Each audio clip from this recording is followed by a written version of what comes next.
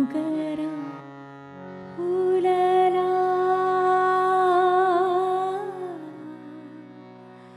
मोगरा फुलला, मोगरा फुलला, मोगरा फुलला, फुले वेचिता बहरू कळियासी आला, मोगरा फुलला, मोगरा फुलला, मोगरा फुलला, मोगरा फुलला.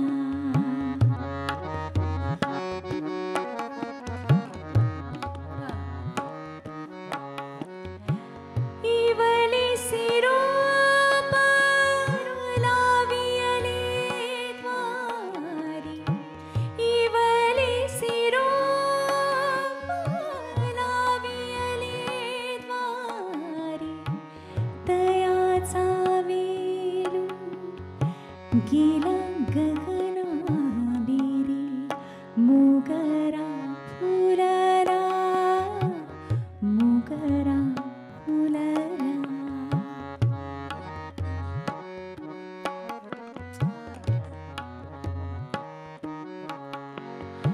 मनाची गुंती गुंफियला शेरा, मनाची गुंती गुंफियला शेरा, बाप रखुमा देवीवरी विठ्ठले अर्पिला, मोगरा फुलला, मोगरा फुलला, फुले वेचिता बहरू, फुले वेचिता बहरू कळियासी आला, मोगरा फुलला, मोगरा फुलला. कधी कधी खूप भारी वाटतं की आपण अशा रचना ऐकू शकतो आणि वारीच्या निमित्तानं आज ती मैफल करण्याचा प्रयत्न आम्ही करणार आहोत. सावनी आपल्यासोबत आहे. सावनी, खूप खूप स्वागत आहे. नमस्कार. ओमकार, खूप खूप स्वागत आहे. संदीप, खूप खूप स्वागत आहे. पण वारी आहे आणि वारीचं मला वाटतं आपली ही परंपरा आहे की आपण दरवर्षी काही ना काहीतरी करू पाहतो आणि आज पण ते वर्षाला आपण इकडे आहोत. आपण वारीच्या निमित्ताने गप्पा मारतोय. खरंय. वारी स्वरांची आम्ही नाव दिलं सावनी. खरं तर ती वारी तुझ्या घराच्या समोरून पास होते हे मला तू नेहमी सांगतेस. किती भारी वाटतं का ती वारी जाताना, त्याबद्दल काय सांगशील तू? तो एक सोहळा असतो आणि नयनरम्य सोहळा, ज्याच्यात आपण खरं तर म्हणजे काय काय कुठल्या कुठल्या गोष्टींकडे बघावं असं आपण कमी पडतो खरं तर, की काय काय साठवू मी डोळ्यात. म्हणजे तो एकीकडे हरिनामाचा गजर आहे, दुसरीकडे अगदी स्वतःतला मीपणा बाजूला ठेवून एकमेकांच्या पाया पडणारे वारकरी आहेत, एकीकडे एक छोटी तुळस डोक्यावर घेऊन अखंडित चालणारी लहान मुलगी, असे अनेक रूपांचं दर्शन त्या वारीत आपल्याला घडत असतं आणि ती माणूस म्हणून आपल्याला आपलं जगणं समृद्ध करते ती वारी, असं मला वाटतं. म्हणजे तो फक्त पांडुरंगाचा सोहळा नसून तो आपल्या जीवनाचा सोहळा बनतो. आणि म्हणजे किती मी माझ्या भाग्याचं वर्णन करू तितकं कमी आहे, कारण देहू, आळंदी आणि चिंचवड असा त्रिकोण आहे, असा एक धार्मिक त्रिकोण आहे आणि त्याच्यात माझं बालपण गेलं. मी चिंचवडची आहे, महासाधू मोरया गोसावी यांचं स्थान आहे ते. त्यामुळे अख्खं माझं लहानपण आणि अजूनही माझं संपूर्ण आयुष्य हे सगळं मोरयाचा गजर करत आणि विठुरायाचा गजर करत जातं. आणि आज आपल्यासोबत सावनी आहे, त्यामुळे गाण्यांची मैफल होणारच आहे. रचनांची ती सगळी मैफल आपल्याला ऐकायला मिळाली. या पॉईंटला कुठलं गाणं असेल सावनी? मला वाटतं की कुठलीही वारी म्हणलं की आपण त्या वारीचं जे काही समर्पक चित्रण तुकोबारायांनी केलेलं आहे, खेळ मांडियेला वाळवंटी घाई, नाचती वैष्णव भाई रे. चला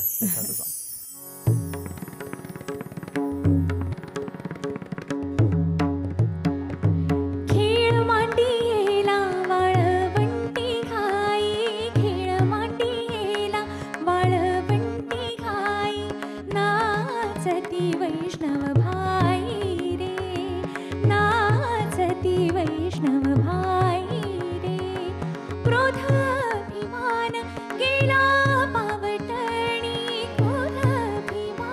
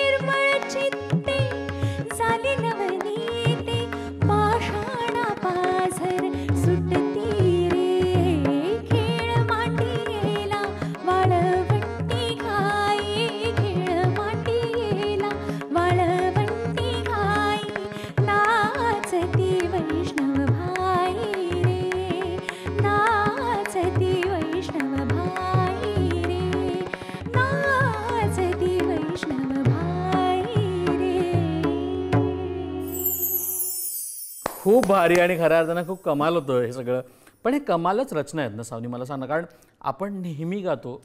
आज अनेक कलाकार इकडे आलेत, तू पण मला अनेकदा सांगितलंस की एका अभंगाने आपल्याला दरवेळी त्याचा अर्थ नव्याने कळतो. दरवेळी तो अभंग तसाच परफॉर्म होईल का ह्याची शाश्वती कुठलंच गायक देऊ शकत नाही. त्याचं काय कारण वाटतं तुला एक कलाकार म्हणून? मला वाटतं की कुठलीही कला हा एक प्रयोग आहे, म्हणून तर आपण त्याला प्रयोग म्हणतो. आणि त्या प्रत्येक ठिकाणी ईश्वराचं अधिष्ठान असतं आणि आपण त्याला समर्पित करूनच कुठलीही कला सादर करतो. त्यामुळे जेव्हा त्याची कृपा होते तेव्हा ती आपल्याला वेगळी भासते. कधी असं वाटतं की नाही आज मूड नाही लागला, किंवा ते एक समीकरण असतं ते जुळून येत नाही बरेचदा, म्हणून तर तो प्रयोग असतो जो कधी सक्सेसफुल होतो कधी फसतो.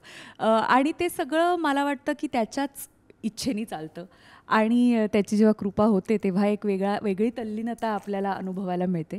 तर ह्याच्या पुढची रचना ही अशीच आहे की आपल्याला सगळ्यांनाच हा अल्बम अगदी माहिती आहे, माऊलींच्या रचनांचा पंडितजींनी केलेला अल्बम, जो अत्यंत दैवी आणि अद्भुत आहे असं मला वाटतं. त्यातली प्रत्येक रचना हे एक शिवधनुष्य आहे आणि त्यातल्या सगळ्या रचना, जवळपास सगळ्या रचना दिदींच्या आहेत, पण फक्त 2 रचना ह्या आशाताईंनी गायलेल्या आहेत. आणि त्यातली एक दिनुताईची रजनी ही अत्यंत अवघड रचना आहे, जी खरं तर कधीच रंगमंचावर सादर केली जात नाही. आणि दुसरी म्हणजे ही अत्यंत प्रचलित अशी झालेली पांडुरंग कांती, म्हणजेच कानडाव विठ्ठलू. तर मी ते सादर करते.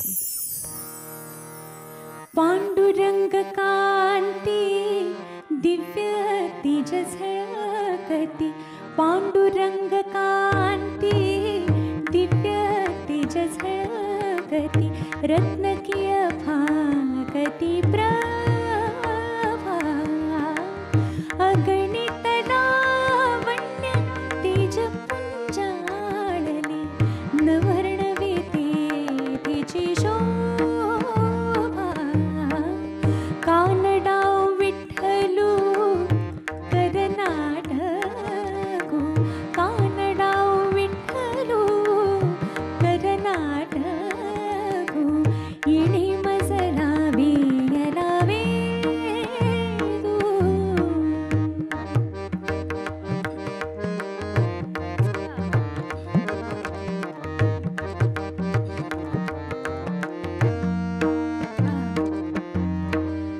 शब्दी वीण संवादू दुजी वीण अनुवादू, शब्दी वीण संवादू दुजी वीण अनुवादू, हे तव कैसे निगमे परिहि पदते बोलणे खुंटले, वैखरी दैसे वैखरी तैसे निसांगे, कानडाव विठ्ठलू करनाटकू, कानडाव विठ्ठलू करनाटकू, येणे मजला वेला वेदू.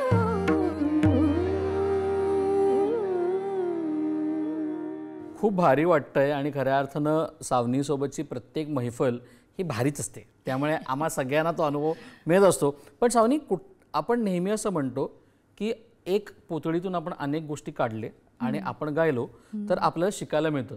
पण तुम्हाला किती भारी वाटतं ही गोष्ट करताना की तुम्ही आज पण तुम्ही अभंगांसारखी गोष्ट किंवा त्या गोष्टी करू शकता ज्याला लोकमान्यता पण सुद्धा मिळते. मग तुम्ही काही नवीन गोष्टी करू पाहता, त्याला लोकांना आवडतंय, हे करू पाहणं पण किती महत्त्वाचं कलाकारांना, ते तुम्ही केलं एका रचनेत? अर्थात, म्हणजे ते करत राहणं म्हणजे ती स्वतःला सापडणं असं मला वाटतं. स्वतःचा शोध स्वतः घेणं आणि एका पॉइंटला असं आपल्याला वाटतं की येस मी स्वतःला शोधू शकलोय आणि मी सापडलोय, पण तोही भ्रम असतो आणि असं वाटतं की नाही अजून बरंच करायचंय. सो हीच खरं तर त्या कलेची ताकद आहे आणि अशी गाणी करत राहणं म्हणजेच तो एका अर्थी तो रियाजही आहे असं मला वाटतं. त्यामुळे मी प्रयत्न करते नेहमीच की काहीतरी नाविन्यपूर्ण करत राहावं. आणि जेव्हा 2 वर्षांपूर्वी संपूर्ण जगच एका विचित्र फेजमधनं जात होतो कोविडच्या, तेव्हा मला असं वाटतं की भारताच्या सांस्कृतिक इतिहासात पहिल्यांदा असं झालं की वारी घडली नाही. त्यामुळे प्रत्येक कलाकाराला, प्रत्येक मराठी माणसाला ती एक रुखरुख मनात होती, कारण हा सगळा उत्सव हा कलाकारांसाठी खूप मोठा काळ असतो वारीचा हा.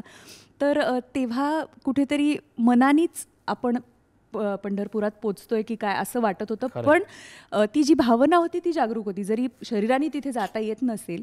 त्यामुळे ह्या काहीतरी मानसिक स्थितीवर काहीतरी करावं अशी माझी इच्छा होती. आणि माझा लाडका भाऊ वैभव जोशी, गीतकार, सुप्रसिद्ध गीतकार, ज्यांनी अत्यंत सुंदर ह्याचं सगळं वर्णन एका अभंगात केलं. आणि त्या अभंगाचा मी नंतर त्या ज्या टायटलचे नंतर अनेक कार्यक्रमसुद्धा केले. तर ती रचना मला आत्ता इथे सादर करायला आवडेल. त्याच्या पहिल्या ओळी अशा आहेत की माऊलीची कूस तान्हुल्यासी ठाय, माऊलीची कूस तान्हुल्यासी ठाय, तैसे मन जाय पंढरीसी. इतकं सुंदर त्यांनी त्याचं चित्रण केलेलं आहे शब्दातनं. आणि अनय गाडगीळ हा अजून एक अत्यंत सुप्रसिद्ध असा कीबोर्डिस्ट, हार्मोनियम वादक, ज्यांनी ते संगीतबद्ध केलं आहे, तर ते सादर करते.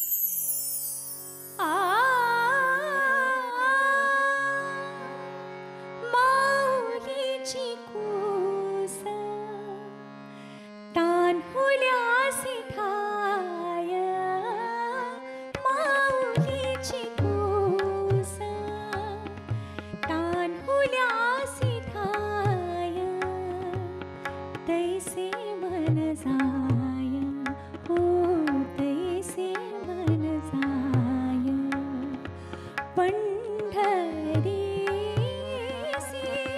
माऊलीची कूस तान्हुल्यासी ठाय, माऊलीची कूस.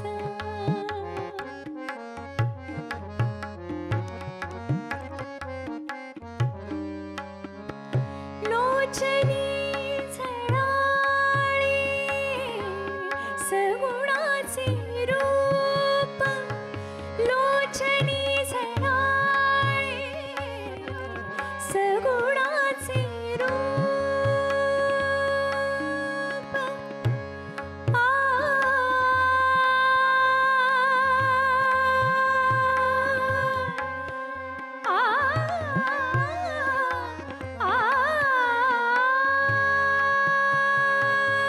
लोचनी झळाळी सगुणाचे रूप, निर्गुणाचा धूप, निर्गुणाचा धूप अंतरात.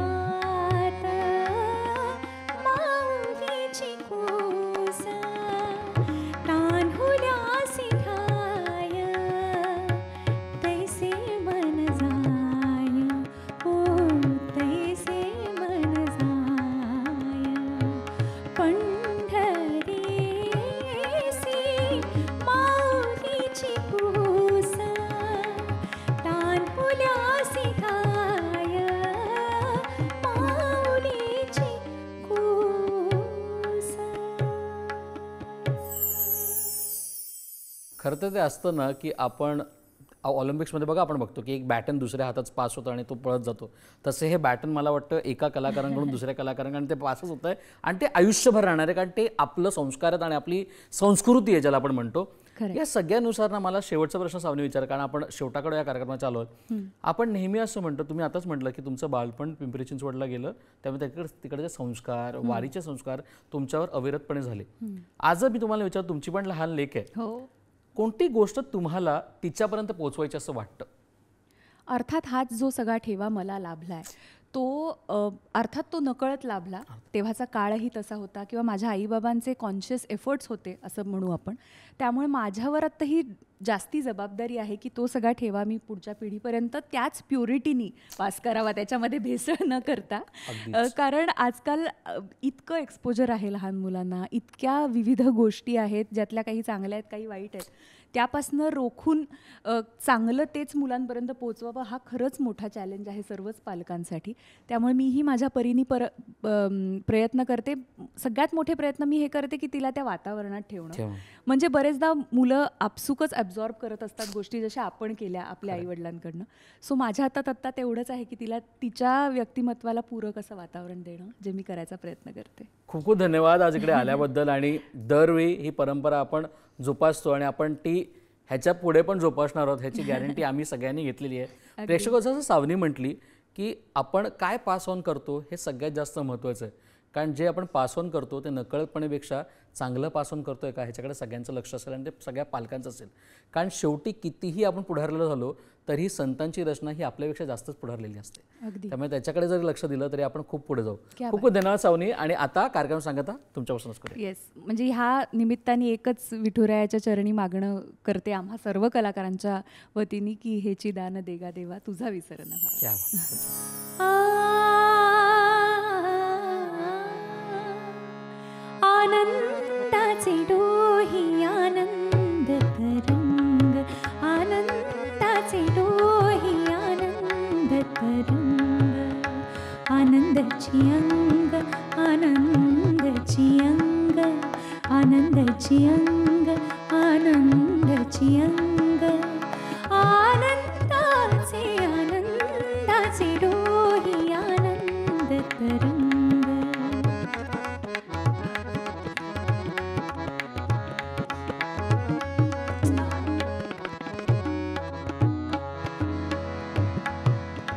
तुका म्हणे तैसा ओतला सेठसा, तुका म्हणे तैसा ओतला सेठसा, अनुभव सरिसा,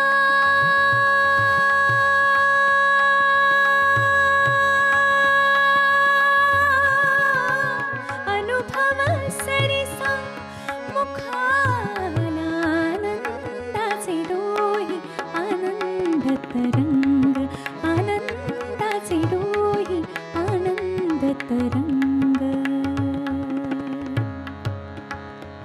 हेची दान देगा देवा तुझा विसर न व्हावा, विसर न व्हावा, तुझा विसर न व्हावा. गुण गाईन आवडी हेची माझी सर्व जोडी, माझी सर्व जोडी हेची माझी सर्व जोडी.